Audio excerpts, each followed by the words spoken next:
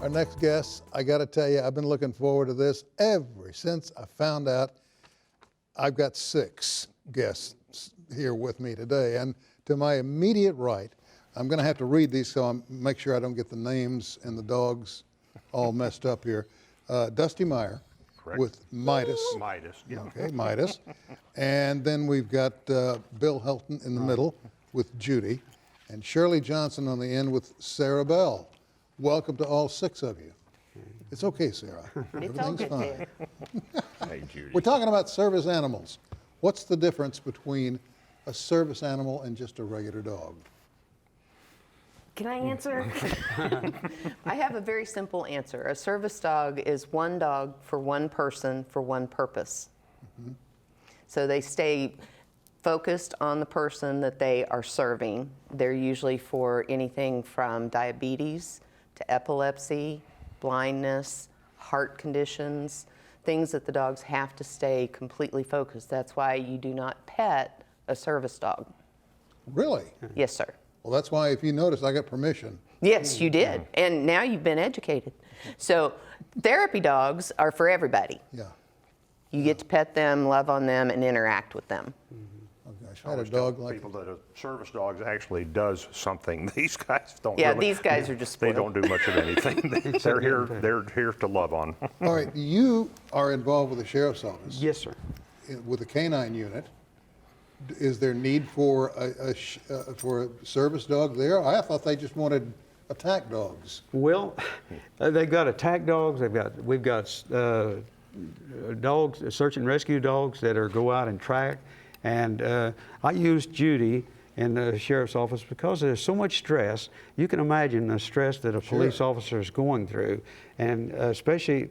Well, if you just talk about a search and rescue, if you're going out and looking for a dead body and they find it, you can imagine the stress that they're finding, the officers. So we're set up in the command post, and when they're having stress, then they come and visit with her.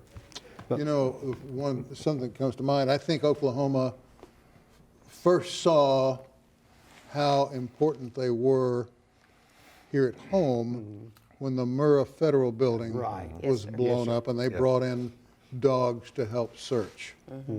And I heard so many people comment on, did you see the way those dogs went right into that danger zone, right. Looking for possible life or recovery? Pretty amazing. Do you train them to be service dogs, or how does it work? Well, these guys are really considered therapy dogs. And they don't require a lot of training like a service dog. Usually someone with a service dog, they start when that dog is 8 weeks old, and they will train continuously for 2 years or more before they're handed off to the individual that they'll be assigned to.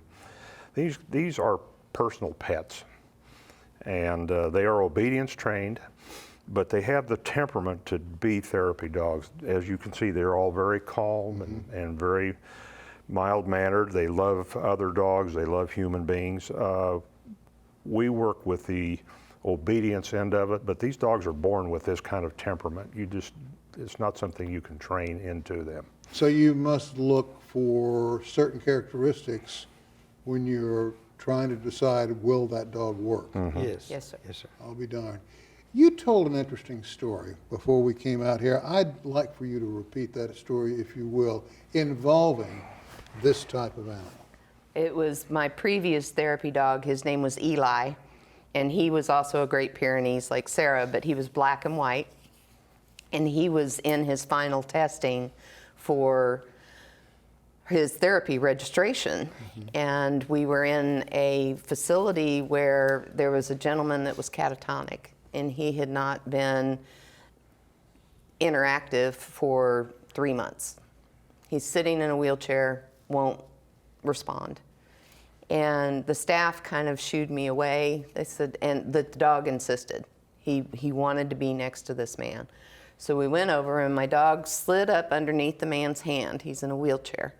My dog stands under his hand and kind of sets himself. He's standing, but he placed himself. And he just took a breath, and we stood and watched, and the man's hand started to just kind of move. Oh, and then he started to stroke the dog. And the next thing we knew, he sat forward and he looked at the dog and he said, "Boy, you understand. You're the only one that understands."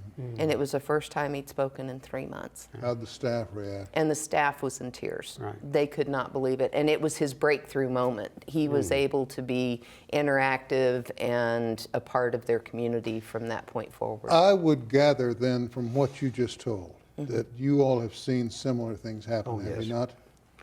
Is this common with this sort of Yes. dog? Yeah, I think that's. I adopted Judy the last Saturday of July 3 years ago, 2016, and she didn't have a collar. So I stopped. This is over in Tulsa, so I stopped by Walmart to get her a collar, and there was Girl Scouts were selling Girl Scout cookies out in front. And now I didn't know anything about her. I had just adopted her.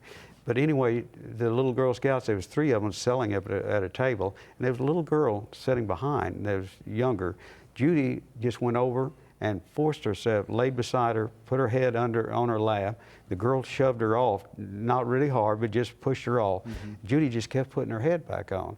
And I couldn't figure out what was going on because I didn't know the dog. I'd only had her for a couple of hours. And pretty soon the girl got to playing with Judy and interacting with her and got up and was sacking up cookies.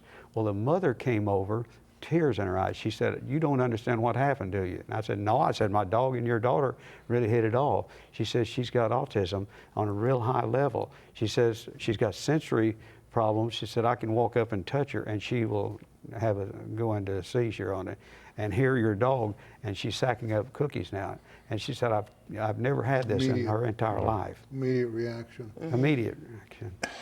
Someone out there is watching this now and knows someone who may need it themselves. What do they do? How do they get a service dog or a therapy dog for themselves? Shirley? Well, service dogs, one of our outreaches in the metro area is therapeutics, which they breed and raise service dogs. So for individual needs, they will meet those needs. For therapy dogs, if you feel that your dog has got that compassion and empathy for people, you want to go through obedience, preferably basic obedience, and then you want to super socialize your dog. Dog needs to be used to all kinds of noises, all kinds of people. Did you know that dogs can be prejudiced? That can be a problem. So you want to make sure that the dogs like all races, all genders. There are some dogs that do not like men, there's some that don't like women.